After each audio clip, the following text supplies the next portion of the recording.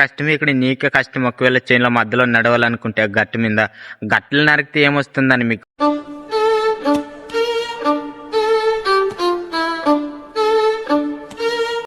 Hello అందరికి నమస్తే అన్న. చాలా మంది ఏ తప్పులు చేస్తుంటారంటే రైతులు ఇప్పుడు ఈ గనం ఉందనుకో, ఈ గనం సగం నరికేసి అవతల చేనోడు ఏమనుకుంటాడు, నా గనం సగం ఎక్కువ నరుకున్నాడు నేను కూడా నరుకుతా నరికేసి గనంనే తీసి పారేస్తాడు.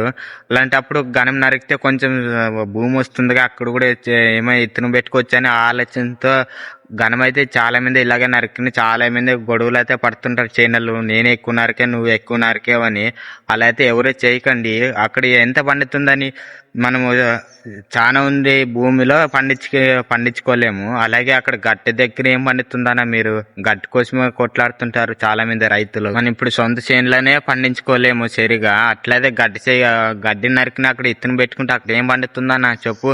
అక్కడ ఆయనకే కష్టమే, ఇక్కడ నీకే కష్టం. ఒకవేళ చేనుల మధ్యలో నడవాలనుకుంటే గట్టి మీద గట్లు నరికితే ఏమొస్తుందని మీకు. చాలా మంది ఇలాగే నాకు తెలిసిన వ్యక్తి మా పల్లెటూరు పక్కన ఇలాగే నరికేసి ఇట్లా పారుంటుంది చూడు చెలికి, దాంతో అయితే తల మీద కొట్టి చంపేసాడు ఆయన అయితే. ఎందుకంటే ఇలా ఎక్కువ నరికాడు, నా గనుమానికేసి నరికాడు.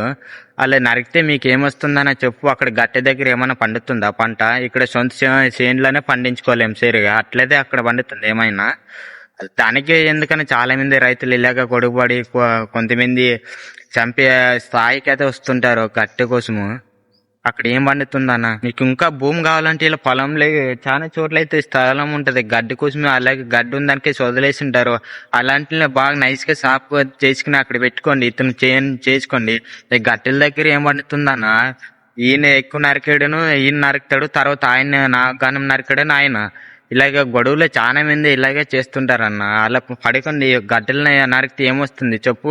అదే చేను పక్కలో అయినా ఊరు అయినా కానీ సొంత బ్రదర్స్ అయినా చేను పక్కన చేను ఉంటూ కూడా గన్నం నరికితూ కూడా ఇద్దరు అన్నదమ్ముల కొట్లాబడి స్థాయికి వస్తారన్న. అదే గట్టు కోసము పైన తుంగ గడ్డబడింటే పారతో నైస్ గా చెక్కోండి ఇద్దరు, దాంట్లో ఏం ప్రాబ్లం ఉంది.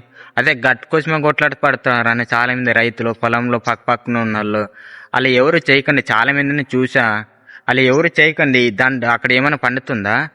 వస్తే 1 సెంటు భూమి వస్తుందిగా, అదే సెంటు భూమిలో నువ్వు పండించుకుంటావా?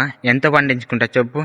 ఇక్కడ లక్షల సెంట్ల భూములు ఉన్నలో పండించుకోలేరు చేనులో, అట్లయితే గట్టె దగ్గర నువ్వు పండించుకుంటావా చెప్పు.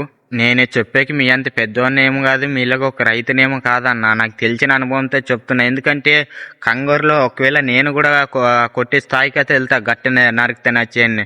కానీ మైండ్ నాలెడ్జ్ ఉండాలన్న. ఎందుకంటే ఇప్పుడు మనోడే కదా గట్టి దగ్గర ఏం పండుతుంది, నేను కూడా నరుక్కుంటా కదా, అట్లా తప్పుడు ఏమన్నాడు ఇప్పుడు తను నరికితే నేనేమనాలి, నేను నాలెడ్జ్ ఉండదు.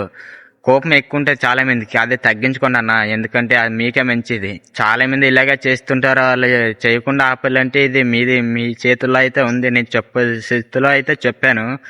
మీలాగా ఒక రైతు కూడా ఉంటే రైతుకైతే షేర్ చేయండి. ఈ వీడియో చూసి కొంచెమైనా అర్థం చేసుకుంటాడు అనుకుంటా. నా మాటలు కొంచెం ప్లీజ్ ఇలా గట్టు కోసం కొట్లాపడకండి. ఎందుకంటే చాలా మంది ఇలాగే చూస్తుంటా, నేను కూడా చాలా గట్టు కోసమే కొట్లాపడుతుంటారు అన్న. అలా ఎవరు పడకండి. సరే ఉంటా, బాయ్. నేను చెప్పే స్థితిలో అయితే చెప్పాను, మీ ఇష్టం మరి. నా మాట వింటారో విన్నారో మీరే కామెంట్లో చెప్పండి.